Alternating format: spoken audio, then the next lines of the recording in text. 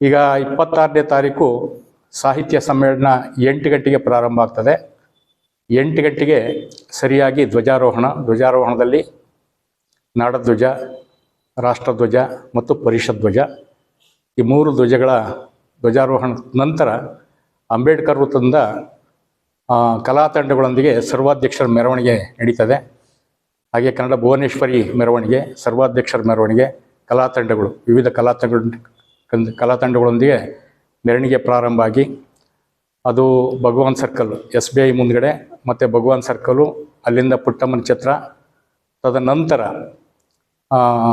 ಖಾಸಗಿ ವಾಹನ ನಿಲ್ದಾಣ, ಹಾಗೆ ಮೇನ್ ರೋಡಲ್ಲಿ ಬಂದು ನಮ್ಮ ವಿವೇಕಾನಂದ ಕ್ರೀಡಾಂಗಣಕ್ಕೆ ಬರ್ತದೆ. ಕ್ರೀಡಾಂಗಣದಲ್ಲಿ ಕಸ್ತೂರಿ ರಂಗಪ್ಪ ನಾಯಕನ ವೇದಿಕೆ ಅಂತ ಹೇಳಿಬಿಟ್ಟು ವೇದಿಕೆ ಸಿದ್ಧವಾಗಿರ್ತದೆ. ಸುಮಾರು 2,500 ಜನಕ್ಕೆ ಸಾಕಾಗುವಷ್ಟು ಆಸನದ ವ್ಯವಸ್ಥೆ, ಊಟದ ವ್ಯವಸ್ಥೆ ಇರ್ತದೆ. ಮೊದಲು ಉದ್ಘಾಟನೆ ಪ್ರಾರಂಭ ಆಗ್ತದೆ.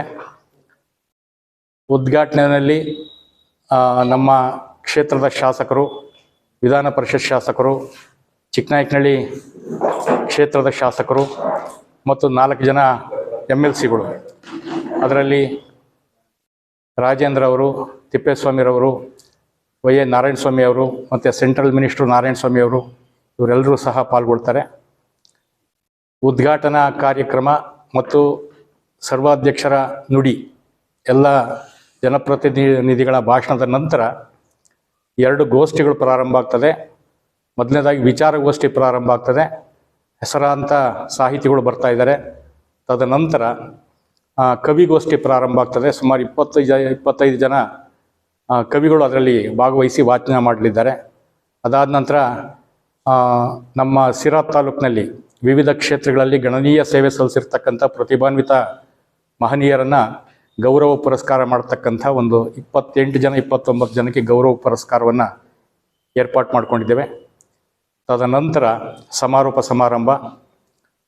ಅದಾದ ನಂತರ ರಾತ್ರಿ 8 ಗಂಟೆಯಿಂದ ಸುಮಾರು 11:30ವರೆಗೆ ಕನ್ನಡ ಗೀತಗಾಯನ ರಸಮಂಜರಿ ಕಾರ್ಯಕ್ರಮ ಏರ್ಪಾಟಾಗ್ತದೆ. ಇಷ್ಟು ಕಾರ್ಯಕ್ರಮಗಳನ್ನು ಹಮ್ಮಿಕೊಂಡಿದ್ದೇವೆ. ಇದಕ್ಕೆ ಸರ್ಕಾರದ ಎಲ್ಲ ಇಲಾಖೆಗಳು, ಜನಪ್ರತಿನಿಧಿಗಳು, ವಿಶೇಷವಾಗಿ ನಗರಸಭೆ, ಇವರೆಲ್ಲರೂ ಸಹ ಕನ್ನಡ ಪರ ಸಂಘಟನೆಗಳು ಮತ್ತು ಇತರೆ ಎಲ್ಲ ಸಂಘ ಸಂಸ್ಥೆಗಳು, ಸರ್ಕಾರ ಇಲಾಖಾ ಅಧಿಕಾರಿಗಳು, ಎಲ್ಲ ಇಲಾಖೆಗಳ ಮುಖ್ಯಸ್ಥರುಗಳು, ಸಂಘ ಸಂಸ್ಥೆಗಳು ಸಹ ನೆರವನ್ನು ಕೊಟ್ಟು ಸಹಕಾರವನ್ನು ನೀಡ್ತಾ ಇದ್ದಾರೆ. ಹಾಗಾಗಿ ಕನ್ನಡದ ಹಬ್ಬ ತುಂಬ ಸಡಗರದಿಂದ, ವಿಜೃಂಭಣೆಯಿಂದ ನಡೀತಾ ಇರ್ತದೆ. ತಾವುಗಳೆಲ್ಲರೂ ಸಹ ನಮ್ಮ ಜೊತೆಗೆ ಇದ್ದು ಸಹಕಾರವನ್ನು ಕೊಟ್ಟು ಕನ್ನಡದ ಹಬ್ಬವನ್ನು, ಕನ್ನಡದ ಜಾತ್ರೆಯನ್ನು ಯಶಸ್ವಿಯಾಗಿ ನೆರವೇರಲಿಕ್ಕೆ ಸಾಕಷ್ಟು ಪ್ರಚಾರವನ್ನು ಕೊಟ್ಟು ಸಹಕಾರವನ್ನು ಕೊಡ್ತೀರಿ ಅಂತ ಹೇಳಿಬಿಟ್ಟು ತಮ್ಮೆಲ್ಲರನ್ನೂ ಕಳಕಳಿಯಿಂದ ಕೇಳ್ಕೊಳ್ತಾ ಇದ್ದೇನೆ. ಜೊತೆಗೆ ಎಲ್ಲ ಕನ್ನಡದ ಬಂಧುಗಳು, ಕನ್ನಡದ ಮನಸ್ಸುಗಳು, ಸಾರ್ವಜನಿಕರು, ಎಲ್ಲ ಸಂಘಟನೆಗಳು, ಸರ್ಕಾರದ ಇಲಾಖೆಗಳು ಸಹ ಪಾಲ್ಗೊಳ್ಳಲಿಕ್ಕೆ ಅವರಿಗೆ ಕೋರಿಕೆ ಮಾಡಿಕೊಂಡಿದ್ದೇವೆ. ಹಾಗಾಗಿ ತಾವುಗಳು ಸಹ ನಮ್ಮ ಜೊತೆಗೆ ಸಹಕಾರವನ್ನು ಕೊಟ್ಟು ಸಾಕಷ್ಟು ಪ್ರಚಾರಗಳನ್ನು ಮಾಡಿ ಹೆಚ್ಚು ಜನ ಇಲ್ಲಿ ಆಗಮಿಸಲಿಕ್ಕೆ ಸಹಕಾರವನ್ನು ಕೊಡ್ತೀರಿ ಅಂತ ಹೇಳಿಬಿಟ್ಟು ತಮ್ಮೆಲ್ಲರನ್ನ ಆತ್ಮೀಯವಾಗಿ ಕೇಳ್ಕೊಳ್ತಾ ಇದ್ದೇನೆ. ನಮಸ್ಕಾರಗಳು. ಸುಮಾರು 2,000 ರಿಂದ 2,500 ಜನ ಅಂದ್ಕೊಂಡಿದ್ದೀವಿ ನಾವು. ಊಟದ ವ್ಯವಸ್ಥೆಯನ್ನು ಚಿದಾನಂದ್ M. ಗೌಡ್ರು ಮಾಡಿದ್ದಾರೆ. ಇಲ್ಲ, ಬೆಳಗ್ಗೆ ಎಲ್ಲ ಮಧ್ಯಾಹ್ನದ ಒಂದು ಊಟ ಮಾತ್ರ.